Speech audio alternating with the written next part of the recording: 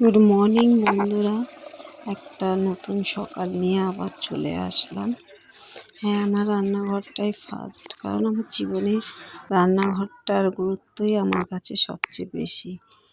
কারণ সকালবেলা উঠে আমার এই সারাদিনে আমি অনেকটা সময় আমার এই রান্নাঘরেই কাটাই।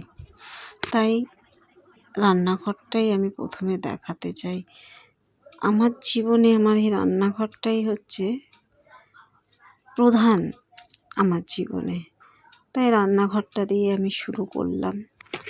সেনগুপ্ত ব্লগ থেকে আমি সাকি সেনগুপ্ত তোমাদের কাছে চলে এসেছি। আর কি বলবো বলো, তোমরা যারা যারা আমার ব্লগটা দেখছো তাদেরকে আমি অসংখ্য ধন্যবাদ জানাচ্ছি। আর প্রত্যেক দিন আমি আর কি নতুনত্বই বা দেখাবো এই ঘরের কাজ ছাড়া। আমি দেখতেই পাও যে আমার এই ঘরে আছি আমরা মাত্র কয়েকজন। তার মধ্যে আমার স্বামী তো গুরুত্বই দেয় না আমার এইসব কাজে, সে পছন্দই করে না, তার ক্যামেরার সামনে আসতেই ইচ্ছা করে না। আর আমার ছেলে ওই যতটুক সময় বাড়িতে থাকে তো স্কুলেই চলে যায়। আর আমার মেয়ে, সে তো কিছু করবার মতন না, সে সারাদিনই বিছনায় শুয়ে থাকে, না কথা বলতে পারে না কিছু করতে পারে, ও শুধু শুয়ে থাকে। তবু মাঝে মধ্যে আমার এই ব্লগে আমি আমার মেয়েকে দেখিয়েছি। তা আমি মেয়েকে দেখাই বলে কিন্তু কেউ ভেবো না যে আমি আমার মেয়েকে দেখিয়ে ভিউজ বাড়াচ্ছি। ও যে আমার এক জীবনে আছে, তাই সেটাই আমি তোমাদেরকে দেখাচ্ছি যে আমার একটা ছেলে ছাড়া আমার একটা মেয়েও আছে। আর ওকে আমি খুব ভালোবাসি, মানে ছেলে মেয়ে সন্তানদের মারা খুব ভালোই বাসে। আর সকালবেলা উঠেই আমার বাথরুমের কাজ সেরেই আমার প্রথম হচ্ছে রান্নাঘর। সারাদিন এই নিয়েই থাকি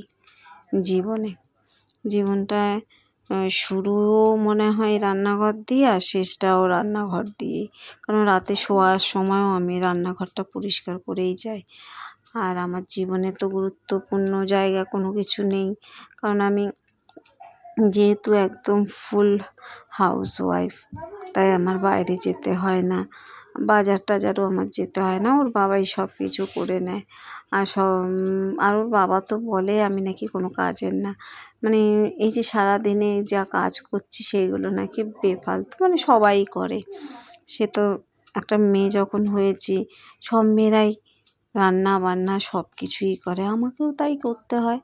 সত্যিই তো আমি আর কি কাজ করছি, সারাদিন সংসারের কাজ আর কি করে করে হাঁপিয়ে যাচ্ছি। তবুও বলে কি করো সারাদিন বাড়িতে থেকে, এই করছি। আর আমি যাই করছি সেটাই তুলে ধরে তোমাদেরকে দেখাচ্ছি, এছাড়া তো আমার কিছু আর দেখানোর নেই।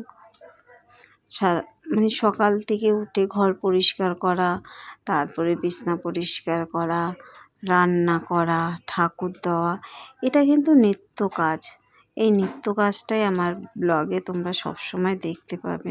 এছাড়া তো আমি আর কোনো কাজ করি না। হ্যাঁ, মাঝে মধ্যে লাগাই, মানে গাছটা আমি খুব ভালোবাসি। আর বেশিরভাগ গাছগুলো আমি সব ছাদে তুলে দিয়েছিলাম। সেই যে গাছগুলোকে ছাদে তুলে দিয়ে এসেছি, তারপর থেকে এমন অসুখে পড়েছি আর ছাদে যেতে পারছি না। কারণ আমার কোমরে, তোমরা তো নিশ্চয়ই দেখেছো, আমার কোমরে না খুব চোট লেগেছে, এর জন্য আর ছাদেই যাওয়া হচ্ছে না। গাছগুলো আমার মা যায়, মা গিয়ে একটু জল টল দিয়ে আসে, আমার আর যাওয়া হচ্ছে না। তার জন্য আমার খুব কষ্ট লাগে, গাছগুলোর প্রতি একটু যত্ন করতে পারছি না, মানে উঠতেই পারছি না, আমার সিঁড়ি দিয়ে ওঠা বারণ। যাই হোক, কাজের মাসি আছে, সে বালতি একদম ছাদে দিয়ে আসে আর আমার মা গিয়ে মেলে দিয়ে আসে। আমি এখন ছাদে ওঠাও করছি না, আর আমার তো বালতি মানে ধরে উপরে ওঠাই বারণ। আর কি বলবো, যে উপরে ছাদের দৃশ্য দেখাবো সেটাও পাচ্ছি না। আর কি দেখাবো তোমাদের এই আমার প্রত্যেক দিনের কাজকর্ম ছাড়া। দেখো কাজ করতে করতে একটু চশমাটা পরে নিয়েছি, কারণ আমার চশমা কিন্তু আছে, কিন্তু আমি পরি না। সবাই বলে পরিস, মাঝে মধ্যে না চোখে খুব ঝাপসা দেখি, তখনই মনে করি না আমার তো একটা চশমা আছে, সেটা পরা উচিত, তখনই আমি একটু পরে নিই। আর এই রান্নাঘরের লাইটটা না আমাকে নতুন লাগিয়ে দিয়েছে ওর মানে আমার বর লাগিয়ে দিয়েছে, কারণ রান্নাঘরটা প্রচণ্ড অন্ধকার লাগে। আপনারা তো এমনিতে দেখেই বুঝতে পারেন, একটাই রান্নাঘর, রান্নাঘরটা এটা কি সকালের রান্না না বিকেলের রান্না কিছুই বুঝতে পারবেন না। আমার রান্নাঘরটা এরকম। যাক, বলতে বলতে দেখো আমি রান্না স্টার্ট করে ফেললাম, কাটাকুটিও হয়ে গেল। এখন রান্না করে আজকে আর স্কুলে যেতে হবে না, কারণ ছুটি, যেহেতু ছুটি তার জন্য আজকে আর কিছুই রান্না করলাম না। আমি করছি হচ্ছে আজকে শনিবারেরটা দেখাচ্ছি, আজকে চিচিঙ্গা ভাজা, লোটে মাছ আর একটু ডাল করেছি, এই দিয়ে আজকে আমাদের চলে যাবে। এই রান্না করে উঠে তারপরে আবার স্নান করতে হয়, ঝিলিককে স্নান করাতে হয়, তারপরে ঠাকুর দিতে হয়, তারপরে খেতে বসি। সারাদিনে মানে কাজ করতে করতে বিশ্রাম নেওয়ার মানে একটু বসে থাকার সময় নেই, মানে এত ক্লান্ত হয়ে যায়। তারপরে ওর বাবা না বিকেলবেলা এসে জিজ্ঞেস করে, কী করেছো সারাদিন, তোমরা কী করো? হ্যাঁ সত্যিই তো, সারাদিন আমরা কী করি? এই দেখো শুধু ভাত ডাল আর তরকারি এইসব রান্না করি সারাদিন, বলো। আমি তো কিচ্ছুই করি না।